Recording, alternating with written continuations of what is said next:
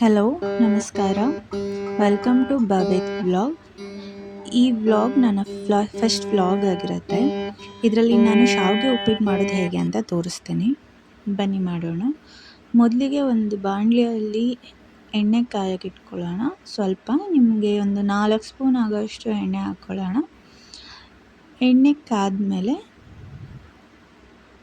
ಸ್ವಲ್ಪ ಎಣ್ಣೆ ಕಾಯಲಿ. ಎಣ್ಣೆ ಕಾದ್ಮೇಲೆ ಸ್ವಲ್ಪ ಜೀರಿಗೆ ಹಾಕ್ಕೊಂಡಿದ್ದೀನಿ. ಈಗ ಜೀರಿಗೆ ಆದಮೇಲೆ ಹಸಿಮೆಣ್ಸಿನ್ಕಾಯಿ ಒಂದು 8 ಹಸಿಮೆಣ್ಸಿನ್ಕಾಯಿ ತೊಗೊಂಡಿದ್ದೀನಿ ನಾನು. ಸ್ವಲ್ಪ ಕರಿಬೇವು ಹಾಕ್ಕೊಳ್ಳೋಣ. ಅದು ಬಾದ್ಮೇಲೆ ಸ್ವಲ್ಪ ಈರುಳ್ಳಿ ಹಾಕ್ಕೊಳ್ಳೋಣ. ಹಾಗೆ ಈಗ ನಾನು 2 ಈರುಳ್ಳಿ ತೊಗೊಂಡಿದ್ದೀನಿ. 2 ಈರುಳ್ಳಿ ಹಾಕ್ಕೊಂಡಿದ್ದೀನಿ. ಅದನ್ನು ಚೆನ್ನಾಗಿ ಫ್ರೈ ಮಾಡ್ಕೊಳ್ಳೋಣ.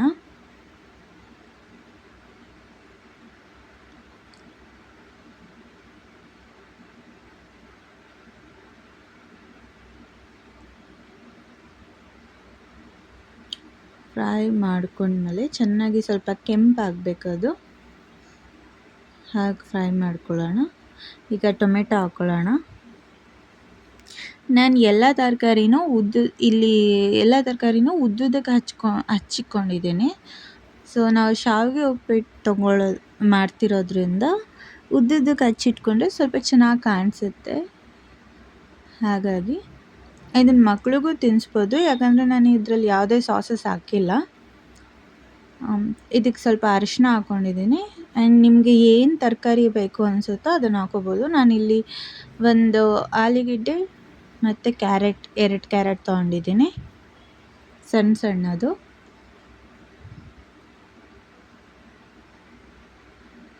ಅದನ್ನು ಹಾಕಿ ಚೆನ್ನಾಗಿ ಬಾಡಿಸ್ಕೊಳ್ಳೋಣ.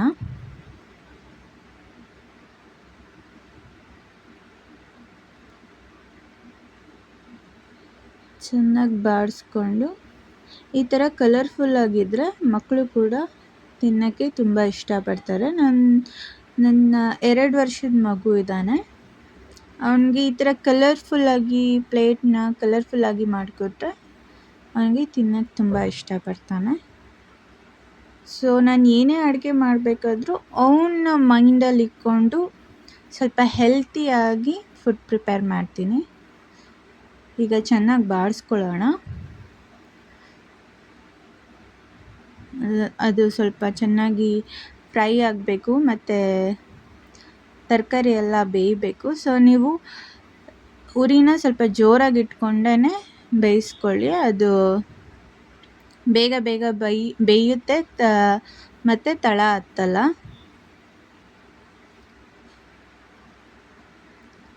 ಇವಾಗೆಲ್ಲ ಬೆಂದಿದೆ. ಸೊ ನಾನು 2 ಪ್ಯಾಕೆಟ್ ಅನಿಲ್ ಶಾವಿಗೆ ತೊಗೊಂಡಿರೋದ್ರಿಂದ ಅದಕ್ಕೆ ಎಷ್ಟು ಬೇಕೋ ಅಷ್ಟು ನೀರು ಹಾಕ್ಕೊಳ್ತಿದ್ದೀನಿ. ನಾನಿಲ್ಲಿ 4 ಗ್ಲಾಸ್ ಆಗೋ ಅಷ್ಟು ನೀರು ಹಾಕ್ಕೊಳ್ತಿದ್ದೀನಿ.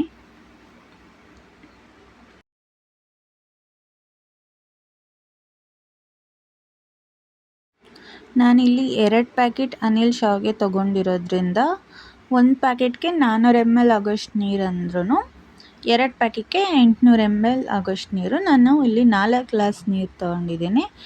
1 ಗ್ಲಾಸು 200 ml ಆಗುತ್ತೆ. ಸೊ ಹಾಗಾಗಿ ನಾನು 4 ಗ್ಲಾಸ್ ನೀರು ತೊಗೊಂಡಿದ್ದೀನಿ. ನೀರು ಹಾಕ್ಕೊಂಡು ಇದನ್ನು ಚೆನ್ನಾಗಿ ಕುದಿಯೋಕ್ಕೆ ಬಿಡೋಣ.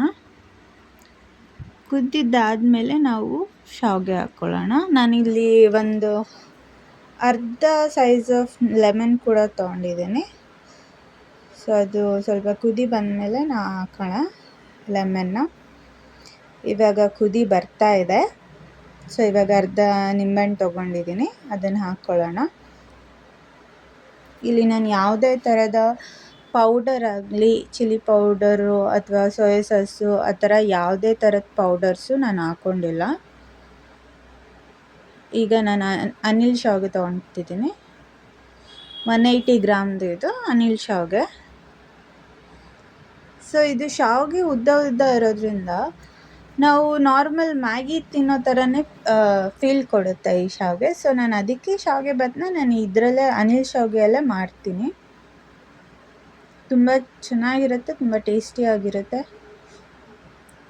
ಇದನ್ನು ಈಗ ಸ್ವಲ್ಪ ಬೇಯೋಕೆ ಬಿಟ್ಬಿಡೋಣ. ಜಾಸ್ತಿ ಕೈ ಆಡಿಸೋಬಾರ್ದು, ಜಾಸ್ತಿ ಕೈ ಆಡಿಸಿದ್ರೆ ಅದು ಶಾವಿಗೆ ಎಲ್ಲ ಒಡ್ಕೊಳ್ಳುತ್ತೆ.